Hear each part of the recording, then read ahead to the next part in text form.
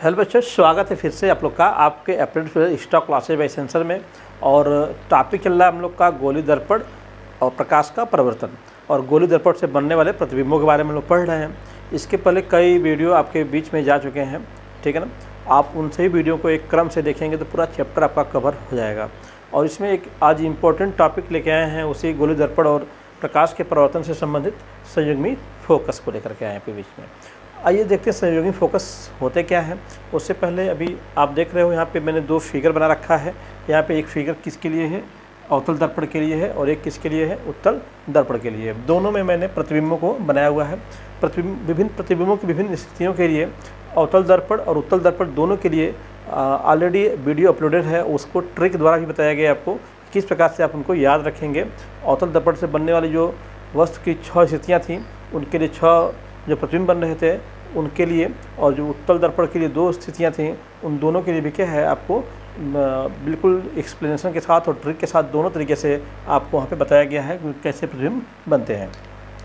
आप अवतल दर्पण जानते हैं दोस्तों, जो बीच में जिसका दशा हुआ भाग है, अगर वो परावर्तक तल हो और जो उभरा हुआ भाग है उस पर क्या है पेंट किया गया हो, ये क्या है कलई की गई है, पेंट किया गया हो, तो उसे बोलते हैं अवतल दर्पण। और जिसका उभरा हुआ जो भाग है वो परावर्तक तल हो और जो धंसा हुआ भाग पे क्या है पेंट किया गया हो, कलई की गई हो, उसको बोलते हैं हम लोग उत्तल दर्पण। तो सबसे पहले अवतल दर्पण की बात करते हैं। तो इसमें अवतल दर्पण में हम लोगों ने क्या है एक वस्तु ली है ए बी, जो मुख्य अक्ष के लंबवत रखी है ए बी। और आप जानते ही हो अगर ये कोई गोली दर्पण है तो इसका कोई ना कोई वक्रता केंद्र भी होगा। ये सी क्या है उसका वक्रता केंद्र है।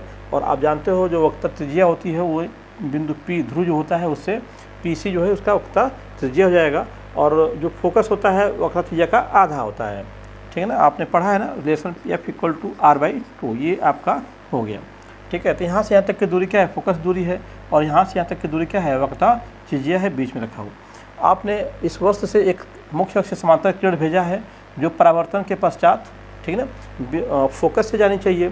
क्योंकि आप पढ़े हो, जब पिछला लेक्चर देखेंगे तो उसमें बताया गया आपको कि किसी दर्पण द्वारा प्रतिबिंब बनाने के नियम क्या है। तो उससे आपके जो 3 नियम बताएंगे उन्हीं नियमों की सहायता से हम लोग किरणें भेजेंगे।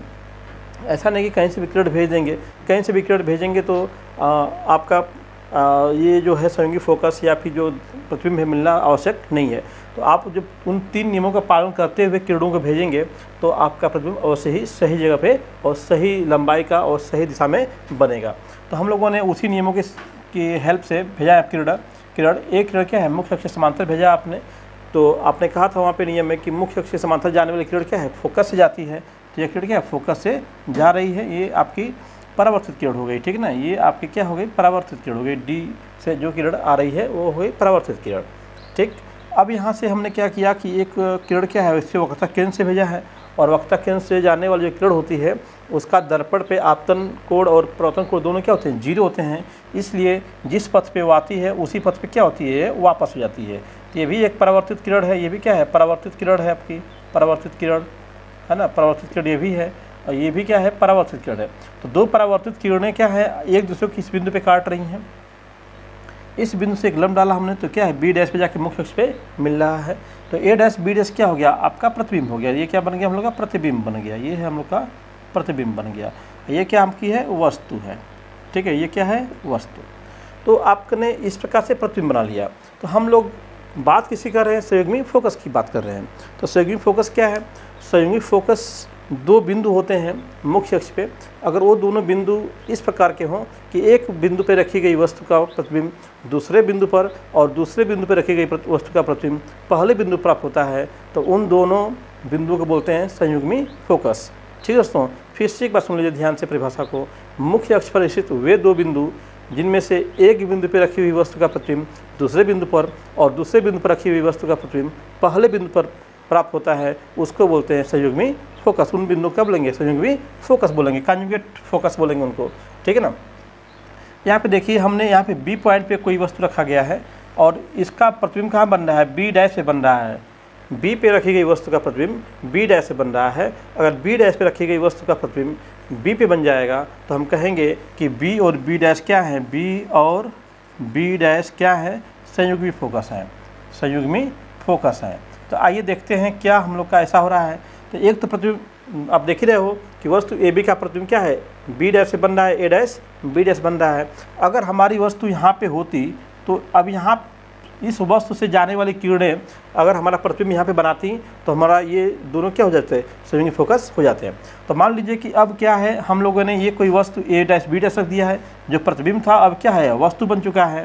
तो यहाँ से एक किरण हमने क्या किया, फोकस से भेजा, ये जाने वाली किरण हो गई। अब ये जाने वाली किरण हो गई, ये जाएगी दर्पण से परावर्तित होगी, तो परावर्तित होकर के इस प्रकार से जाएगी, निकल जाएगी ऐसे, ठीक है। एक किरण हमने क्या किया, ऐसा भेजा इसके ऊपर, ये आपतित किरण हो गई आपकी। तो ये आपतित किरण क्या है, मुख्य ये इसके वक्ता केंद्र से आती हुई प्रतीत होगी, तो इसी पथ पे क्या होगी, ये वापस हो जाएगी और वापस जाकर किसी बिंदु पे कटेगी। तो जिस बिंदु पे ये कटेंगी उस बिंदु पे क्या बनेगा, प्रतिबिंब। तो देखिए इस प्रतिबिंब को अगर वस्तु मान रहे हैं तो इससे बनने वाला भी प्रतिबिंब क्या है, यहाँ इस पहली वाली वस्तु के ऊपर मिल रहा है। अर्थात हम कह सकते हैं बी और बी डैश क्या है, सहयुग्मी फोकस हैं, क्योंकि बी पे रखी गई वस्तु का प्रतिबिंब बी डैश से मिल रहा है और बी डैश पे रखी गई वस्तु का प्रतिबिंब बी पर मिल रहा है। तो बी और बी डैश क्या हो गए, सहयुग्मी फोकस हो गए, ठीक है। तो आपको समझ में आ गया होगा। आइए उत्तल दर्पण में देखते हैं क्या कहानी है सहयुग्मी फोकस की। उत्तल दर्पण में क्या है, ये आप जानते ही हो, ये उभरा हुआ तल क्या है, परावर्तक तल है। ये आपका धंसा हुआ भाग क्या है, उसका कलई किया हुआ पृष्ठ है। तो जानते ही हो, जो ये कलई कर दिया गया है तो इधर प्रकाश का प्रवर्तन नहीं होगा, ठीक है। जहाँ पे कलई कर दिया है वहाँ पे प्रकाश का प्रवर्तन नहीं होगा हम लोग का।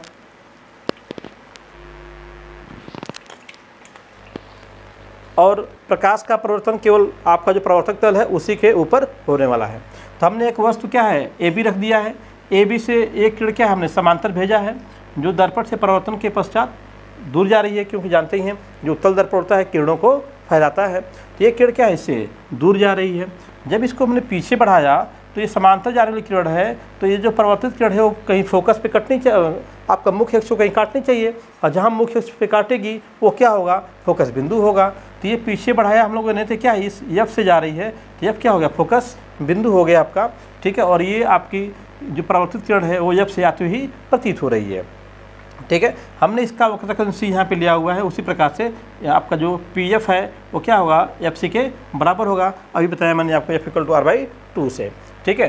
तो हमने एक किरण ए से ऐसा भेजा जो लगे कि क्या है, वक्रता केंद्र की तरफ जा रही है। तो अगर ये वक्रता केंद्र की तरफ जा रही है तो इसका जो आपतन कोण प्रवर्तन कोण फिर बराबर होंगे, तो ये किरण क्या होगी, इसी पथ पे क्या होगी, फिर से वापस चली आएगी। तो यहाँ पे एक परावर्तित किरण यहाँ पे है और एक परावर्तित किरण यहाँ पे है, दोनों किरणें वास्तव में कहीं काट नहीं रही हैं। इनको जब पीछे बढ़ाया गया तो ये इस बिंदु पे क्या है, काट रही हैं, ए डैश पे काट रही हैं। ए डैश से आपने क्या किया, एक लंब डाला मुख्य अक्ष पे, ए डैश बी डैश। तो ए डैश बी डैश क्या हो गया, हम लोग का प्रतिबिंब हो गया, क्या हो गया, प्रतिबिंब हो गया। पहली स्थिति के लिए प्रतिबिंब हो गया। ये क्या हम लोग की थी, वस्तु थी। तो देख रहे हैं आपका उत्तल दर्पण में वस्तु की सीधा जो है प्रतिबिंब मिल रहा है, छोटा मिल रहा है, लेकिन आभासी है। और वही उत्तल दर्पण में छोटा मिला था, उल्टा मिला था, लेकिन वास्तविक था, क्योंकि परावर्तित किरणें वास्तव में काट रही थी। यहाँ पे परावर्तित किरणें वास्तव में काट नहीं रही, काटती हुई प्रतीत हो रही हैं, इसलिए वो प्रतिबिंब कैसा है, आभासी है। ये प्रतिबिंब कैसा हम लोग का है, आभासी है। कैसा है, आभासी प्रतिबिंब है हम लोग का, ठीक है। अब अगर हम लोग ये, तो हम लोग को मालूम चल गया कि बी पे रखी गई वस्तु का प्रतिबिंब क्या है, बी डैश पे बन रहा है। अगर हम लोग इस बी डैश पे वस्तु रख दें तो क्या हमें बी पर प्रतिबिंब बनेगा कि नहीं बनेगा, उसको देखते हैं।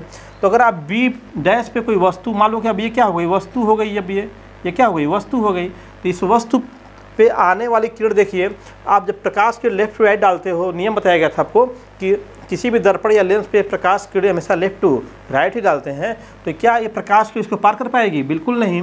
ये कलई की ओर भाग है, इसलिए यह जो वस्तु है उस प्रकाश किरण नहीं आएगी और वह प्रकाश का प्रवर्तन नहीं करेगा, जिससे यहाँ पे रखी गई वस्तु का प्रतिबिंब भी नहीं बनेगा, क्योंकि ये पीछे है, दर्पण के पीछे है, इसलिए इसका कोई प्रतिबिंब बनने वाला नहीं है। यानी कि आप कह सकते हो कि उत्तल दर्पण में जो है बी डैश पे रखी गई वस्तु का प्रतिबिंब बी पे रखी गई वस्तु का प्रतिबिंब बी डैश पे तो बन रहा है, लेकिन बी डैश पे रखी गई वस्तु का प्रतिबिंब हमें बी पर प्राप्त नहीं हो रहा है। तो हम कह सकते हैं उत्तल दर्पण में जो है, उत्तल दर्पण में संयुग्मी फोकस बिंदु नहीं होते हैं। संयुग्मी फोकस बिंदु नहीं होते हैं, नहीं होते हैं। ये इम्पोर्टेंट पॉइंट आपके लिए होगा, बिल्कुल याद रखिएगा इसको। उत्तल दर्पण में संयुग्मी फोकस बिंदु नहीं होते हैं, लेकिन अवतल दर्पण में क्या है, संयुग्मी फोकस होते हैं। अवतल दर्पण में क्या है, अवतल दर्पण में क्या चीज़, संयुग्मी फोकस होते हैं, संयुग्मी फोकस होते हैं, वास्तव में होते हैं इसमें, ठीक है ना। क्योंकि आपने देखा दोनों को आपने प्रूफ किया यहाँ पे, तो संयुग्मी फोकस बिंदु हो गया, संयुग्मी फोकस अवतल में पाया जाएगा, उत्तल में नहीं पाया जाएगा। तो ये पूरा कंप्लीट चैप्टर आपका लाइट का चल रहा है, और ये चैप्टर आप पूरा आपको इस चैनल पर मिलने वाला है। आप अगर एक क्रम से सही वीडियो देखेंगे तो पूरा चैप्टर आपको पढ़ने के लिए इस पर मिल जाएगा, वो भी बेहतर तरीके से। तो दोस्तों, वीडियो अच्छी लगी हो तो लाइक करना, शेयर करना, अगर अच्छी ना लगे तो डिसलाइक भी कर सकते हैं, और कमेंट में बताइएगा कि वीडियो अच्छी क्यों नहीं लगी, क्योंकि जब आप बताएंगे क्यों अच्छी नहीं लगी तो उस कमी को हम लोग दूर करेंगे।